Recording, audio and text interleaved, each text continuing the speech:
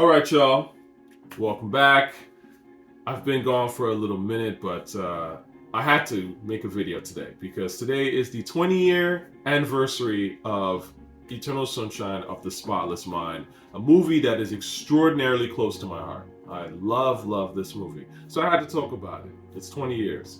So buckle up, get your popcorn. We're going to have a conversation about this because this is like genius. You know, I saw this the day it came out, okay? So I'm going to get into that. I think the first thing is let me give you a little bit of backstory on where I was at the time. So, and why this movie was going to hit me hard regardless, because its setup was there. So, essentially in 2004, I was sort of like dealing with a breakup. There was somebody I was really close to, my first love. I was still mourning her. And that situation made me, you know, she ended up actually, it's not like we necessarily broke up because of, we got tired of each other or mad or whatever. It wasn't like that. It was literally just life. Like, she was an exchange student. She went back to her country. I'm not going to go much into details of it, but, you know, anyway, the fact is, like, when it ended, I did a lot of soul searching, I would say. I became much more introspective about life in general, and that kind of stuff. So, anyway, as I'm going through and I'm sort of really getting into my artistic side of things and studying and writing and all that kind of stuff, Valentine's Day 2004, now this is like about a month before Eternal Sunshine comes out, I meet someone new, all right? Ex-girl to next girl playing in the background. And so I meet this who ended up being my girlfriend, and new lady, and very different from someone that I would even typically date, but she was very bohemian. And given where I was at the time, I was in Kingston, Ontario. I was going to Queens. Queens is, for those who know, is sort of like old money, very white. And so when I met my ex at the time, she was very different from people around, I would say. So I was intrigued by that. Anyway, so I'll come back to why she's important in a sense. But the point is, Valentine's Day 2004, I meet this bohemian girl. She's into Erykah, Badu, Jill Scott, all this stuff. And I was like kind of blown away, to be honest with you. Because, I mean, she wasn't black. Like, she was, it just, at that time especially. Now, you know, you meet somebody who is not black but is into like Jill Scott, Erykah Badu, whatever. It's kind of normal, but you have to understand back then, especially in Queens, it just wasn't a thing. You know, somebody was up on it. Like, I mean, I could be wrong. So anyway, also I'm writing and I'm trying to think of stories and things that I want to talk about.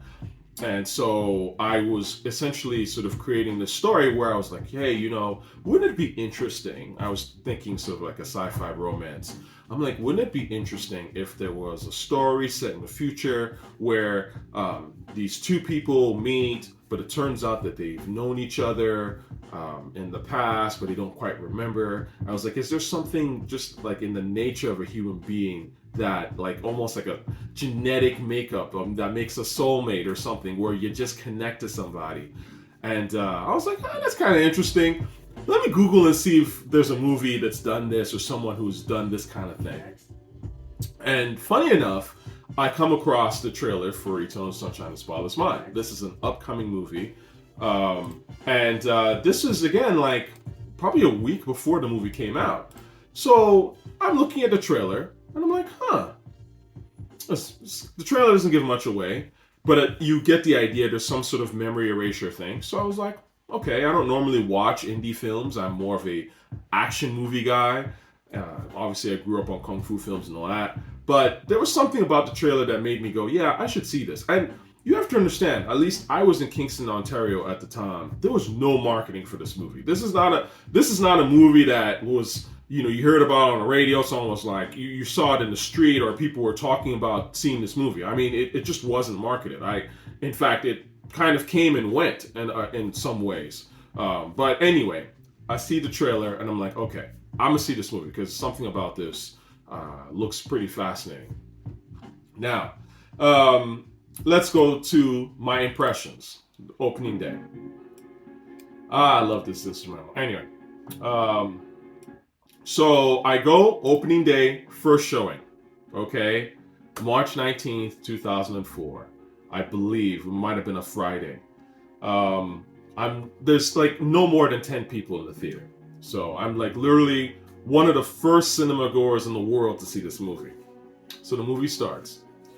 And the trailer was actually helpful because the narrative was very clear to me instantly. I remember talking to people afterward where some people felt they were confused, they didn't quite know what was going on. And I can kind of understand that. If you walked into Eternal Sunshine of Spotless Mind blind, I can understand someone being like, "Oh, what's going on here?" Because the narrative kind of does a loop back.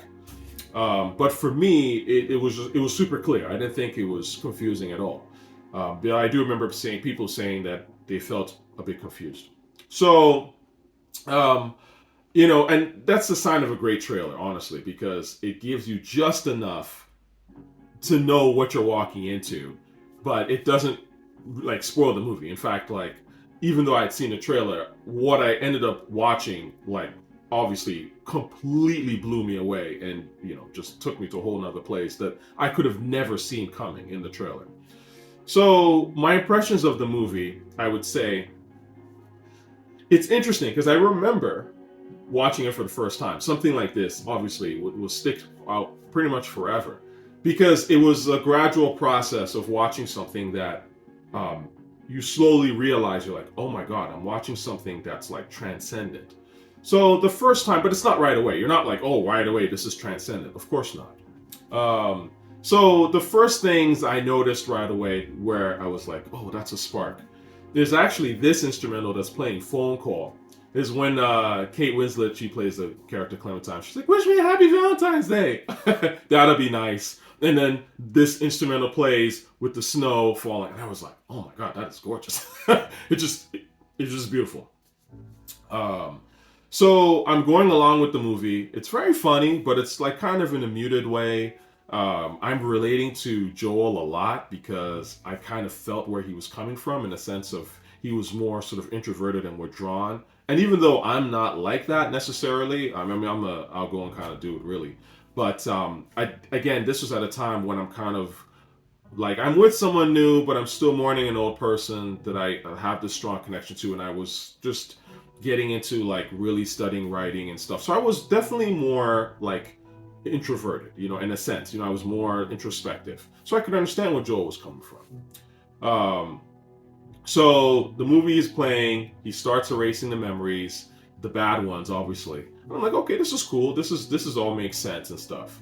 The first time I would say, or maybe this is kind of the second time when I was like, oh, I'm watching something that's really, really good, is when he pleads with the machine to keep this memory. When he's like, please let me keep this memory. I remember thinking like, oh my God, this is really good. Because it's a very smart, like, sort of, as a story, it's like, okay, like clearly, when you're dealing with a breakup, the memories at first are going to be the bad ones, right? But then you're going to start getting deeper. You're going to start hitting the good stuff. And I was like, ooh, that is really, really smart and very emotionally captivating.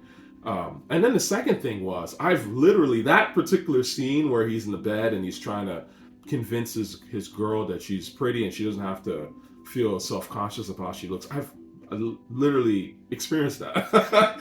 You know what I mean? With an ex-girlfriend. So it just was like with, in particular, the girl that I'm talking about that I was sort of mourning her loss.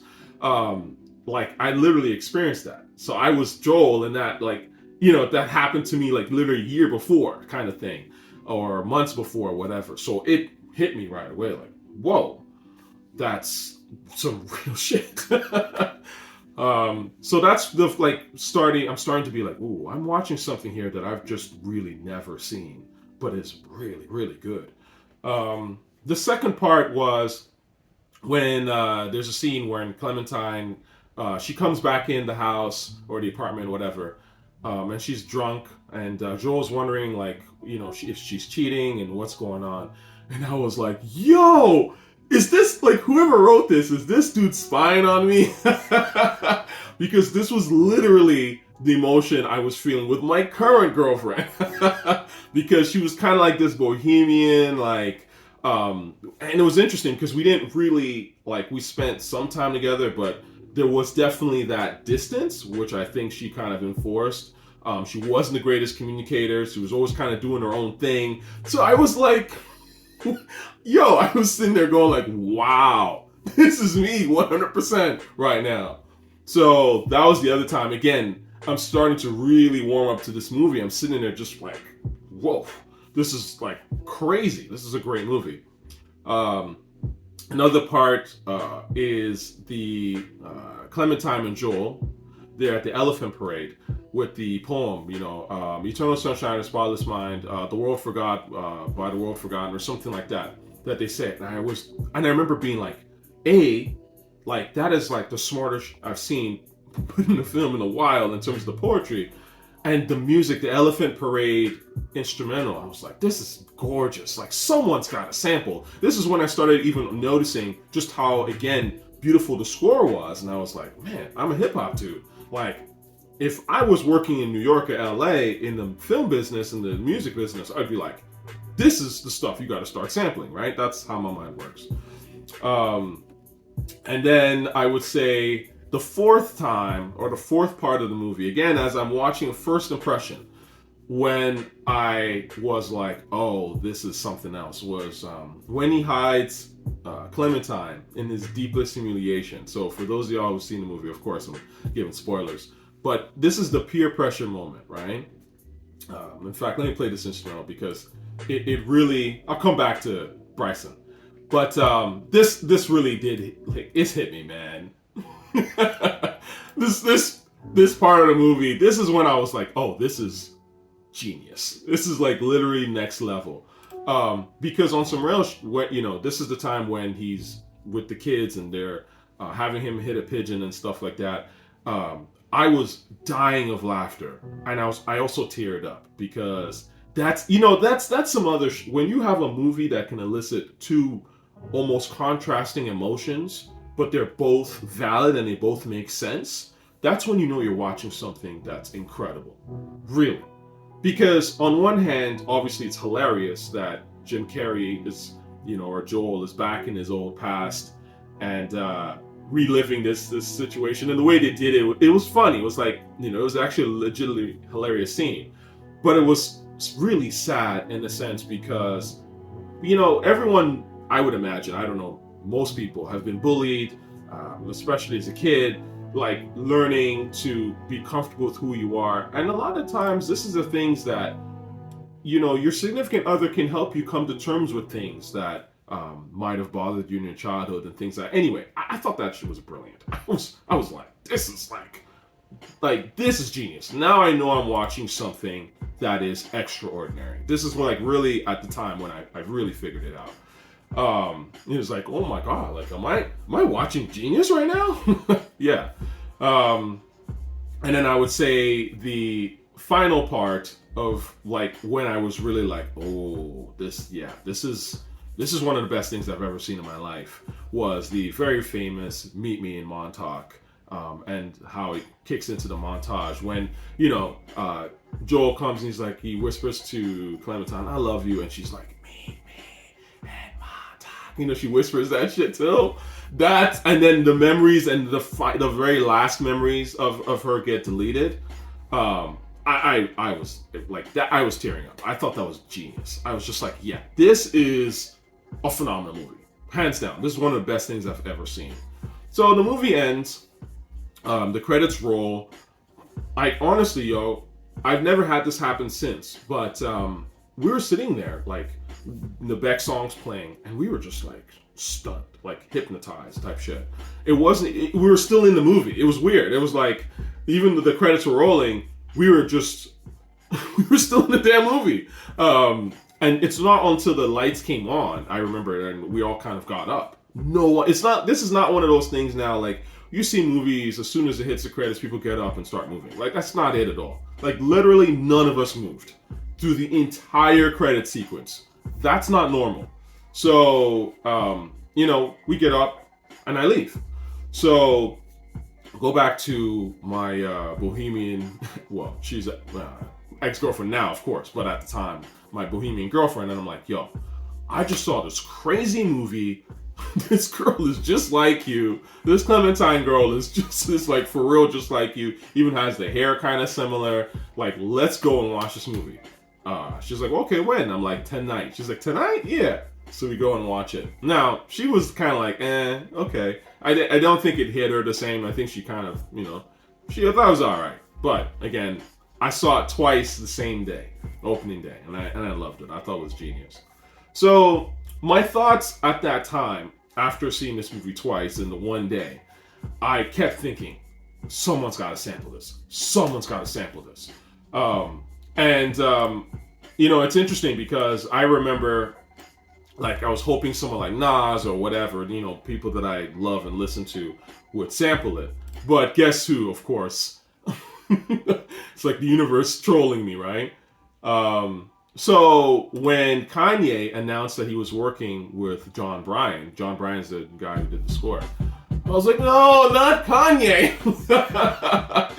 And what's hilarious? I was like, I knew it. As soon as I heard that Kanye was going to work with Jon Brion, I was like, Jon Brion's going to give him amazing shit. and I'm going to have to hear more of this Kanye dude. And people are going to call Kanye genius, even though he's just taking it really from Jon Brion inspiration. And that's exactly what happened. So obviously Gold Digger gone. Late Registration took Kanye to another level because he's got a freaking musical composer genius that he's working with. Clearly, right? These are certain things, man, I look in rap, I'm just like, I'm interested. I would love to know how that came about in terms of Kanye working with Jon Brion, whether they were talking about doing it before Eternal Sunshine. I doubt it. I think it was like, they were probably like me. Someone in this camp or whoever was like, yo, like, this movie's incredible. Have you seen this? And maybe Jon Brion was like, I don't want to be sampled or whatever. Musicians can be a certain way, so they decided to work together. Look, I think it created some good music, all things considered. I'm not, me. Kanye is not my cup of tea. And I don't listen to this stuff. Even this Gone instrumental, which I thought was decent at the time for sure. Not something I'll ever play. But I do think that obviously Jon Brion was massive instrumental part of making Kanye West become the Kanye West that we've seen today. And I think it's interesting. People don't really talk about that, but that jump between College Dropout and Late Registration was a huge jump, right? Sonically, right? Heard him say, this stuff. It really made Kanye look like a maestro in a sense, right? That's where that maestro persona thing started coming out. And again, that's because, he was kind of stealing Jon Brion's swag. Not stealing, but you get my point. So, anyway, it is what it is. But the point is, I knew right away that this was one of the greatest movies I'd ever seen. Straight up. Like, it was so obvious to me. Especially after watching it the first time, then the second time, I was like, this is genius. This is arguably the best romance film I've ever seen. And how I knew this was, my mom watches a lot of romance films, but, again, it's not something that I typically watch, but, your mom is watching it in the house or whatever, you're growing up. So you see things, like you'll see scenes and things like that. And to me, what I really noticed right away from Eternal Sunshine was, I've never seen anyone frame a romantic story in this way. And especially like with the sci-fi element, but the sci-fi element wasn't really so prominent in a sense. It was there, but it was very real. Like the storyline was very real and super intimate and painful, but also extremely romantic, but raw and again, not depressing. Because I think when people try to deviate from the rom-com, the rom-coms can be very much comfort food and very, sort of happy and nothing bad happens, that kind of thing. And there's nothing really painful necessarily. And then I think sometimes romance films go the opposite direction where it's just like pain, pain, pain, pain, pain. But what I found really interesting about Eternal Sunshine right off the bat was it's at its core a very tender and romantic film, right? But in a way that's actually realistic. And that's the first time I'd ever seen something like that. So, and then when you walk away, I think it kind of tells people to not be afraid to love, because ultimately, yes, you might get hurt, and but you're probably gonna have some good memories. Keep the good memories, obviously.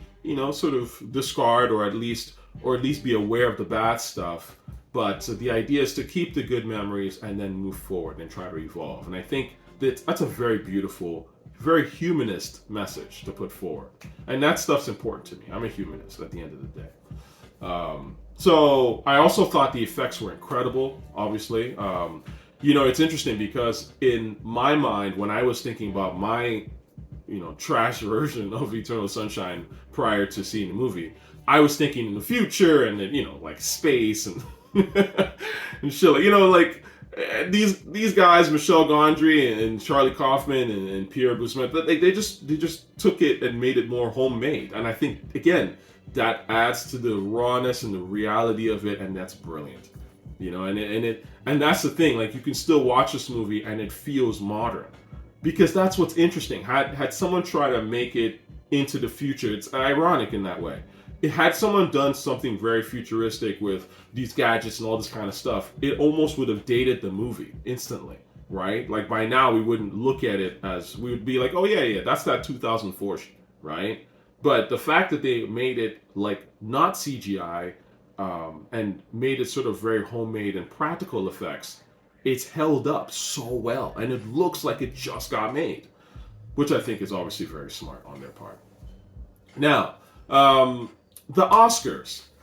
I was shocked when this didn't get nominated for Best Picture.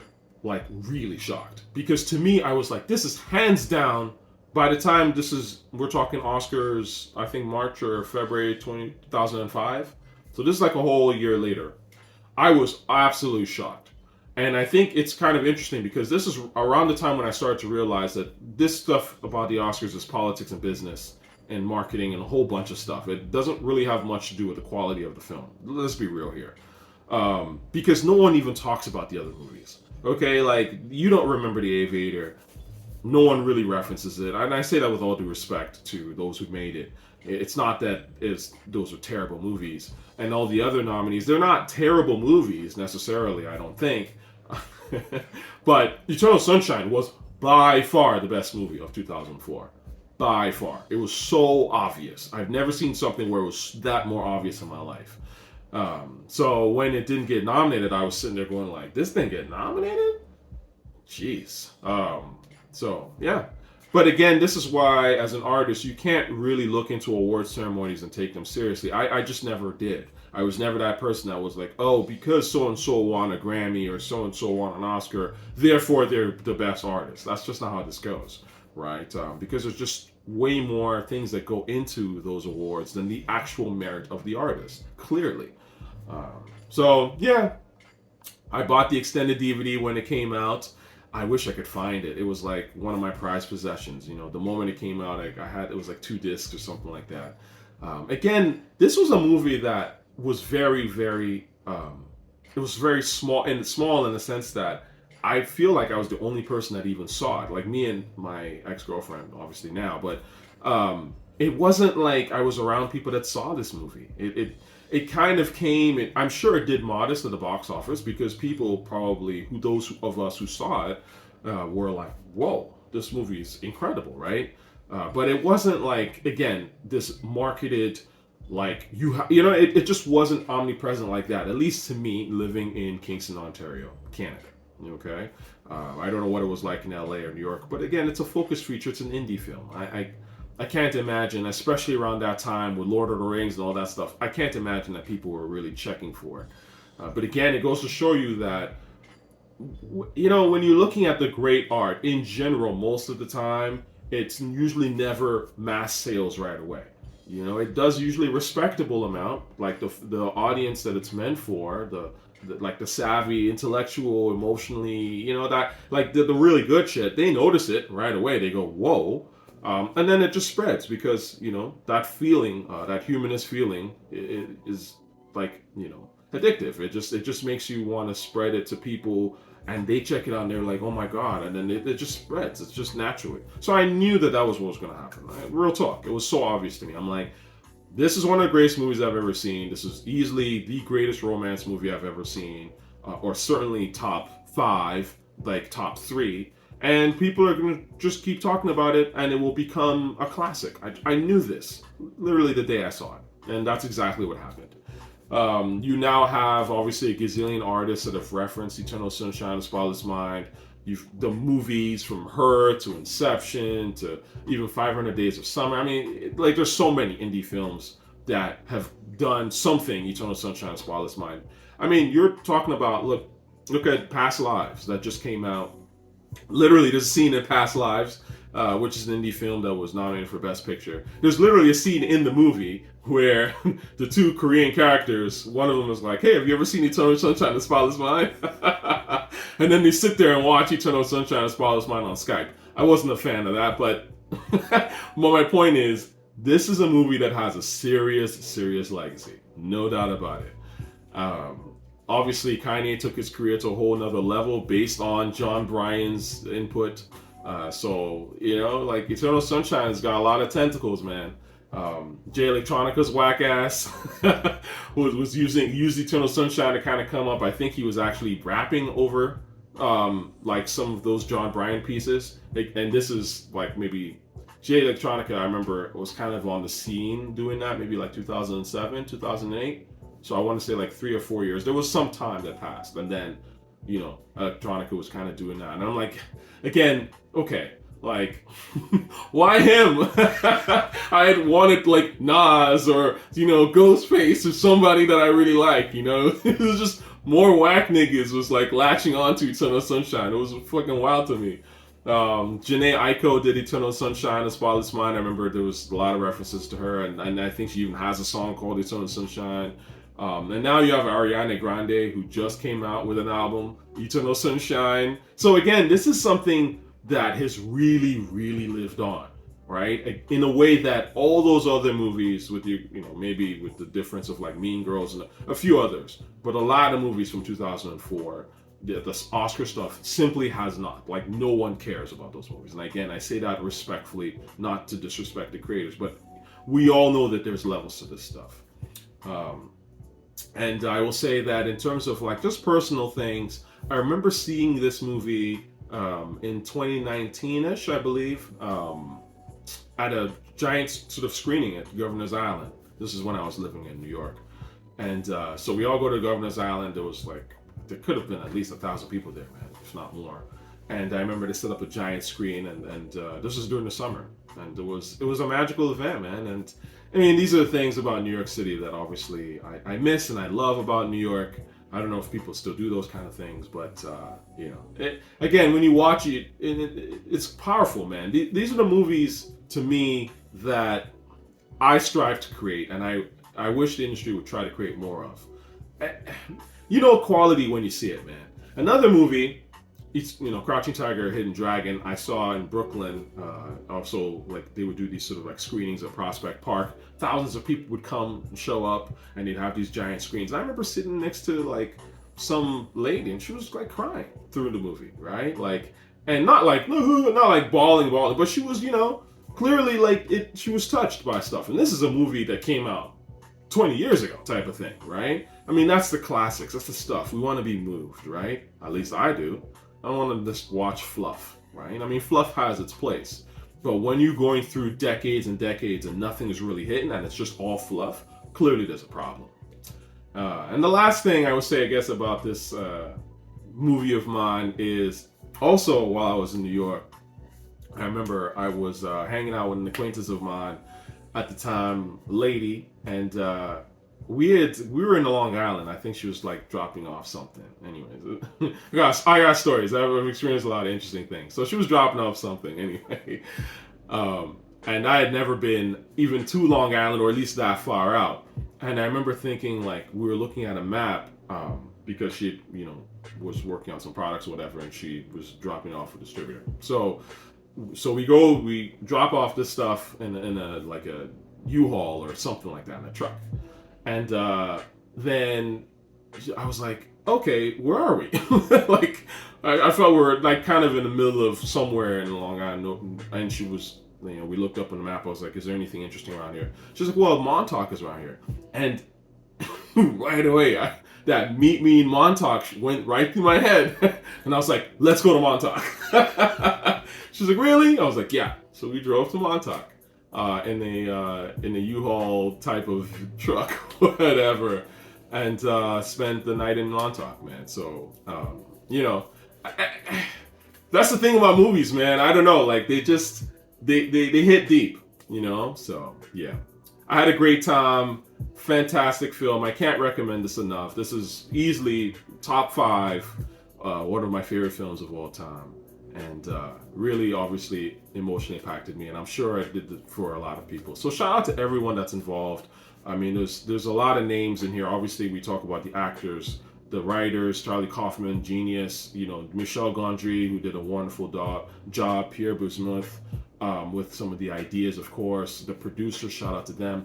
There's a lady, Ellen, I don't remember her last name, starts with a K, Carax. I apologize if I'm saying her name wrong, but the cinematography, phenomenal.